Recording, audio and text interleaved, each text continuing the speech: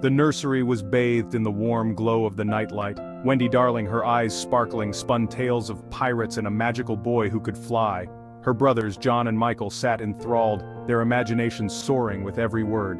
She spoke of Captain Hook, a fearsome pirate with a hook for a hand, and his nemesis Peter Pan. Peter, she explained, lived in a place called Neverland, a wondrous island where children never grew up.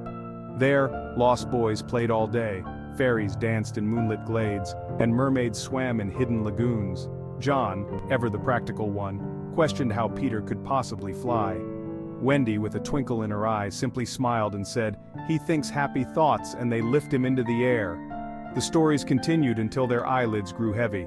John and Michael drifted off to sleep, their dreams filled with pirates and flying adventures. But Wendy, her heart stirred by the magic of her own stories, lay awake, longing for a glimpse of Neverland herself. Little did she know her wish was about to come true. Unbeknownst to Wendy, a shadow had been lurking outside the nursery window. It belonged to Peter Pan, who had flown in from Neverland, drawn by the sound of Wendy's stories. He perched on the windowsill, his eyes wide with wonder as he listened to her tales. He was particularly intrigued by her description of himself, his adventures exaggerated with every word. He had never met anyone who knew so much about him, not even the Lost Boys. He longed to meet this girl who could weave such enchanting stories. Suddenly the window creaked open, startling Peter. He tumbled headfirst into the room, his shadow detaching from his feet. Wendy awoke with a gasp, her eyes widening at the sight of the strange boy. He scrambled to his feet, his face a mixture of panic and excitement. "Don't be afraid," he said, his voice like tinkling bells. "I'm Peter Pan and I've come from Neverland."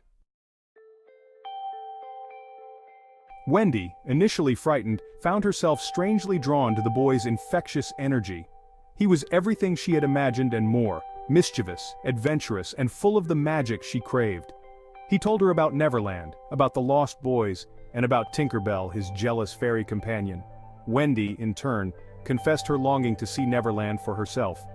Peter, delighted to have found someone who believed in his world, eagerly agreed to take her. He explained that to reach Neverland, they had to follow the second star to the right and fly straight on till morning.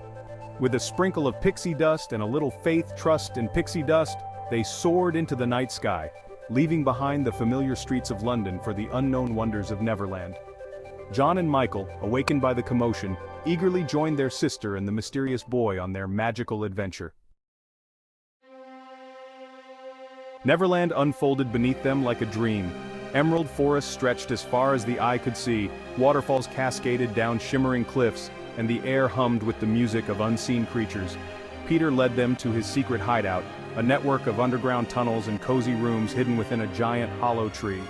There they met the Lost Boys, a ragtag group of children who, like Peter, had refused to grow up. They welcomed Wendy and her brothers with open arms, eager for new playmates and stories, but their idyllic existence was not to last. The sound of a cannon boomed across the island, shaking the very trees. Peter's face hardened, his carefree demeanor replaced by a look of grim determination. "It's Hook!" he growled, his voice tight with anger. "He's come to capture us!" The arrival of Captain Hook and his band of pirates threw Neverland into chaos. The Lost Boys, led by Peter, fought bravely, their childish games transformed into a desperate battle for survival. Wendy, initially terrified, found her own courage in the face of danger. However, a new threat emerged from an unexpected source: Tinker Bell. The jealous fairy, enraged by Peter's attention towards Wendy, tricked the Lost Boys into shooting down Wendy's house. Wendy, struck by the arrow, plummeted towards the ground. Peter, horrified, swooped down to catch her. He cradled her unconscious body in his arms, his heart filled with remorse and fear.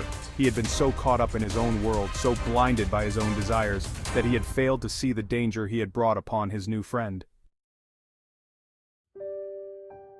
Wendy survived the fall, thanks to the magical thimble Peter had given her.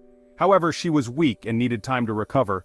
The Lost Boys, filled with guilt and concern, rallied around her, tending to her every need. Wendy, in turn, found herself drawn to the boys, their innocence and vulnerability touching her heart. She became a surrogate mother to them, teaching them about the world they had left behind, telling them stories and mending their clothes. She brought a sense of order and comfort to their chaotic lives, creating a home for them in their underground hideout. Meanwhile, Peter, consumed by guilt and fear of losing Wendy, threw himself into protecting her and the lost boys from Hook. He led daring raids on the pirate ship, outwitting Hook at every turn, yet a part of him remained distant, unable to express the growing feelings he had for Wendy. As days turned into weeks, a bond grew between Peter and Wendy. They shared secret smiles, whispered jokes, and spent hours exploring the hidden corners of Neverland. One starlit night, as they sat by the mermaid's lagoon, Peter confessed his feelings for Wendy. However, his confession was clumsy and awkward, his words failing to capture the depth of his emotions. Wendy, yearning for a declaration of love, mistook his awkwardness for indifference. Her heart ached with a mixture of love and disappointment. Unbeknownst to them, Tinker Bell, consumed by jealousy, had been eavesdropping. Enraged and heartbroken, she flew back to Hook, revealing Peter's secret hideout and making a deal with the devil himself. The consequences of Tinker Bell's betrayal were swift and devastating. Hook and his pirates stormed the hideout, capturing the lost boys and Wendy. Peter, returning from a scouting mission, found his home deserted, a single feather from Tinker Bell's wings the only clue to the unfolding tragedy. He raced towards the pirate ship, his heart pounding with a mixture of fury and fear. He had to save Wendy, even if it meant facing his greatest fear, growing up, for he realized that the only way to defeat Hook and protect those he cared about was to embrace the responsibility he had long denied. Meanwhile, Wendy, imprisoned on the pirate ship, made a decision. She realized that as much as she loved Neverland and Peter, her place was back in London. She missed her parents, her home, and the life she had left behind. She knew it was time to grow up. The deck of the pirate ship became a battleground. Peter, fueled by love and rage, fought like a demon, his every move imbued with the strength and agility of a grown man. The lost boys, inspired by their leader's courage, fought back against their captors. Hook, taken aback by Peter's sudden transformation, found himself outmatched. He stumbled back, fear flickering in his eyes as Peter closed in for the final blow. But just as Peter raised his sword, Tinker Bell, realizing the error of her ways, threw herself in front of Hook's blade. The poisoned blade pierced her delicate wing, and she crumpled to the deck, her light fading fast. Peter, horrified, cradled her in his arms, his anger forgotten in the face of her sacrifice. "Don't leave me, Tink," he whispered, his voice thick with grief. "I need you." Tinker Bell's light flickered precariously, but Peter's love, his belief in her, and the sound of children's voices declaring their belief in fairies filled her with new life. Her light flared, banishing the poison from her wound, and she rose into the air, weak but alive. With a triumphant cry, Peter renewed his attack on Hook. Weakened and demoralized, Hook was no match for Peter's newfound strength and determination. He was defeated, his reign of terror over Neverland finally at an end. With Hook gone, Neverland was safe once more. But for Wendy and her brothers, it was time to return home. They bid farewell to the lost boys, promising to never forget them and the magical adventures they had shared. Peter, his heart heavy with the thought of Wendy leaving, escorted them back to London. He hovered outside the nursery window, watching as Wendy, John, and Michael were enveloped in their parents' loving embrace. A single tear traced its way down his cheek as he realized that some goodbyes are necessary, even in Neverland. As he turned to leave, Wendy called out to him, "You'll come back for me, won't you, Peter?" Peter smiled, a bittersweet ache in his chest. "I promise," he whispered, his voice carried away on the wind. And with a final sprinkle of pixie dust, he soared back into the night, his heart filled with the memories of a magical adventure and the promise of a future reunion.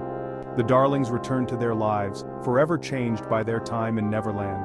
And though years passed, and they grew older, the memory of the boy who could fly and the magical island where dreams came true remained etched in their hearts, a reminder that even in the ordinary, a touch of magic can always be found.